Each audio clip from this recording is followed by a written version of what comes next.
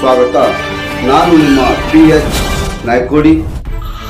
ಗದಗ ಜಿಲ್ಲೆಯ ಶಿರಹಟ್ಟಿ ತಾಲೂಕಾ ಜೆಡಿಎಸ್ ಪಕ್ಷದ ವತಿಯಿಂದ ಶಿರಹಟ್ಟಿ ನಗರದಲ್ಲಿ ಜೆಡಿಎಸ್ ಪಕ್ಷದ ಗದಗ ಜಿಲ್ಲಾಧ್ಯಕ್ಷರಾದ ಸನ್ಮಾನ್ಯ ಶ್ರೀ MI ಮುಧೋಳ್ ಅವರ ಅಧ್ಯಕ್ಷತೆಯಲ್ಲಿ ರಾಜ್ಯದ ಭ್ರಷ್ಟ ಕಾಂಗ್ರೆಸ್ ಸರ್ಕಾರದಲ್ಲಿ ನಡೆದಿರುವ ವಾಲ್ಮೀಕಿ ಅಭಿವೃದ್ಧಿ ನಿಗಮದ 187 ಕೋಟಿ ರೂಪಾಯಿಗಳ ಹಗರಣ ಮತ್ತು ಮೂಢ ಹಗರಣಗಳ ವಿರುದ್ಧ ಬೃಹತ್ ಪ್ರತಿಭಟನೆ ನಡೆಸಿ ಈ ಭ್ರಷ್ಟ ಕಾಂಗ್ರೆಸ್ ಸರ್ಕಾರವನ್ನ ವಜಾಗೊಳಿಸಬೇಕು ಎಂದು ಆಗ್ರಹಿಸಿ ತಹಸೀಲ್ದಾರ್ ಅವರ ಮುಖಾಂತರ ಮಾನ್ಯ ರಾಜ್ಯಪಾಲರಿಗೆ ಮನವಿ ಸಲ್ಲಿಸಿದರು.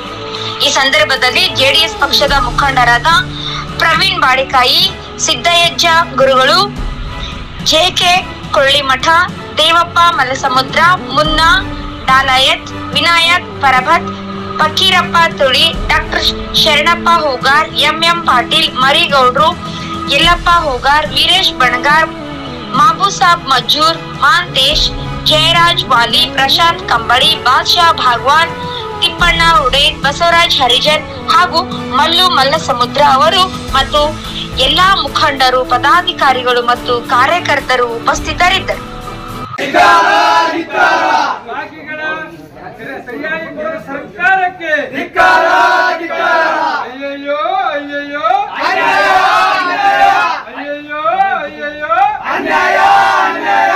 ಭ್ರಷ್ಟ ಸರ್ಕಾರಕ್ಕೆ,